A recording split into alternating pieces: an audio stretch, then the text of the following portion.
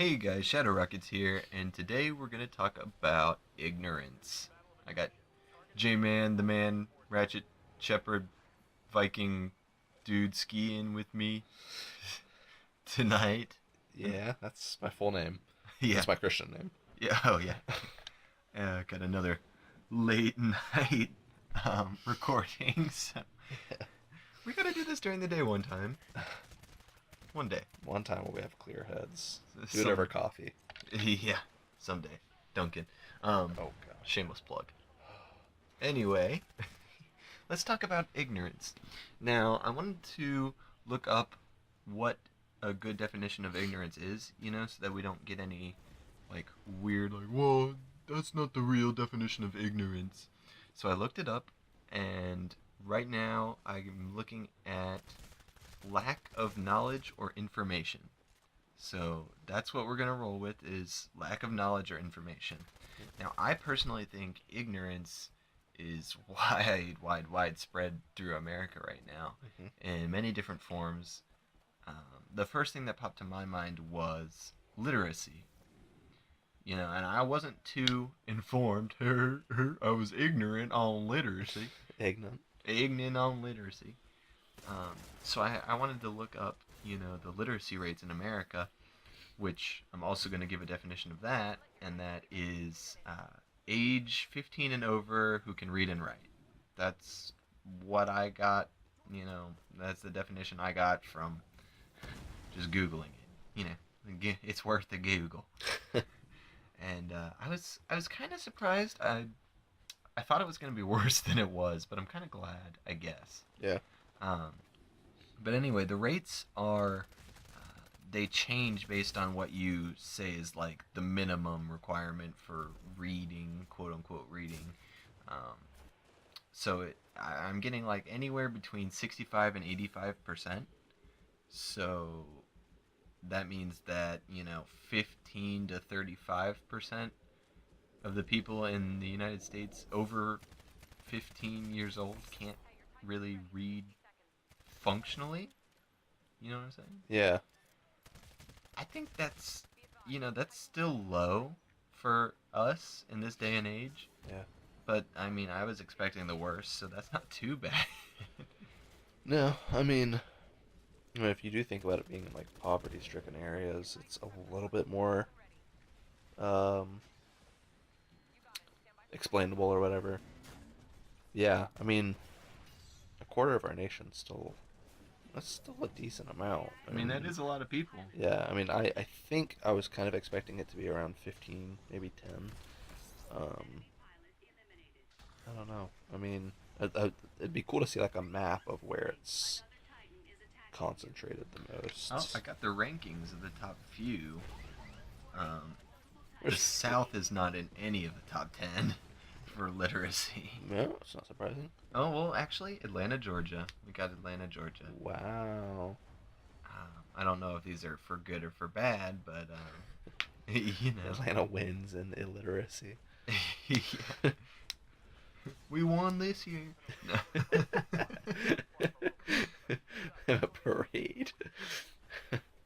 But I literacy is a huge factor in poverty. I see another statistic. This study showed that 41 to 44% of U.S. adults in the lowest level on the literacy scale, which again changes, based on what your scale is, but 41 to 44% in the lowest level on that scale were living in poverty. Yeah. That's not 41 to 44% of the total. It's just of the smaller amount, but that's still going to be a lot of people. Yeah. I don't have an exact number sadly, but that's a lot. Yeah. What's I'm not asking you to Google it, but isn't poverty right now is 15,000 for a single person, right? Oh, I don't know what they're considering poverty Okay. right now. I know that the poverty rates, I actually did a little math with some friends and looked it up, calculated unemployment rates. I wanted to get to the bottom of the real unemployment rates, and they're really like saturated in the news, so that the news gets a lot of views. They're like 13% unemployment or something. It's like 6. Yeah. Depending on if you're a white male, white female, Yeah. You know, what age you are, Yeah. white male or black male, black female, Asian male, Asian female, stuff like that. Yeah. It's really not that bad, um, unemployment wise. It is like 10 or 11% if you're a black male, and it's like 13% if you're a black female. So that's pretty bad actually. Yeah. But you know, it's culture we're still kind of integrating. I think it's getting better. Yeah. I think it's getting better. Anyway, getting a little off topic, I want to get back to ignorance. And now, when I think of ignorance, the first thing I think of is like ignorance is bliss. Yeah. You know, people say that all the time. Yeah. So I was like, what the heck? Where did that come from? And it actually came from a poem by Thomas Gray called Ode on a Distant Prospect of Eton College. Mm. And what I got from skimming through, oh, sorry, the actual quote is, this was written in 1742, and the actual quote is, "Where ignorance is bliss, 'tis folly to be wise." Hmm. So, it's not just ignorance is bliss. Yeah. It's just where it is bliss. It is folly to be wise. Oh yeah. But anyway, it's about what I got from it was it's about children. You know, we force them to become men at a young age by sending them off to college or into the work world. And he's just saying, you know, stay young as long as you can. Yeah. And I feel like we've really misinterpreted this for a long time. Kind of twisted it to be what we want to use it as, but I mean, I feel like a lot of stuff has had that happen. But I mean, if that's the real meaning of that, then I 100% agree with that. I think kids are growing up too quick nowadays. They are growing up really quickly. You're right. Maybe that's a topic for another episode next time. Next time on Late Nights with Shadow Rockets and JJ the Man Jared Bear Viking Star Pro Man Dude Ski. The name's getting longer. Oh, it's too late. You're just dying. Just keel over here. Everyone's gonna cry from their cough. Anyway, I personally, I'm going to college. We're both going to college. I'm going for engineering. You're going for creative writing. Yeah. Well, film. Film major. Yeah. Okay. Well, you know, we both understand the importance of knowledge, I would say. And I think I speak for a lot of people when I say I would rather know something than not. Yeah. You know, know something and be able to use it. Yeah. Even if I can't use it, I'd rather know. Yeah. And just have it in my little repertoire. Yeah, exactly.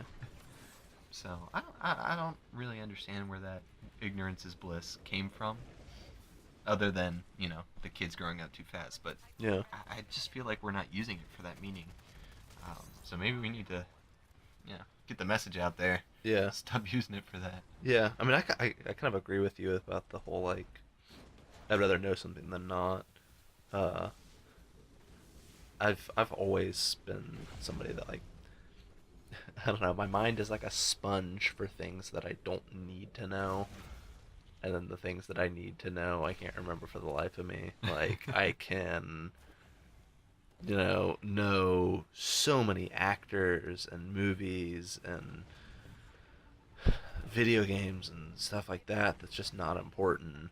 But if somebody needs help with their statistics homework, and I took that class 2 years ago, I'm like, you're better off asking your 9-year-old brother. Like, I will be no help. It's just like stuff that I wish I kept on me, even though I kind of did make like a conscious decision to like envision myself dumping all of math out whenever I finished my last math class.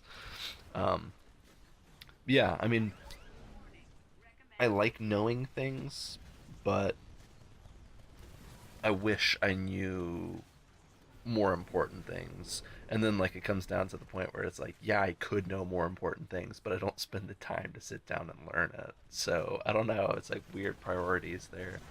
You know what? You bring me right up to my next point I wanted to make, and that's, do you think that maybe our want to know these random things, sparked things like Twitter, which is a super fast little, what is it, 130 characters or something maximum? Yeah, I think 140. Yeah, Yeah, something yeah, like that. something But like it's that. short. Yeah, You get your news from that, and it's just you pick which news you want to hear, basically, by following people, and it's just random. yeah, Like it's not what's going on in the world. And speaking of what's going on in the world, I personally do not like watching. You were saying earlier, yeah. um, talking about the news. I don't watch TV for the news at all either Mm, because it's usually very opinionated and they really want it for views. yeah, So I try finding as many sources as I can on the internet, yeah, which could be wrong. The internet's not always right. But I feel like the more sources you get, the better off you are. exactly.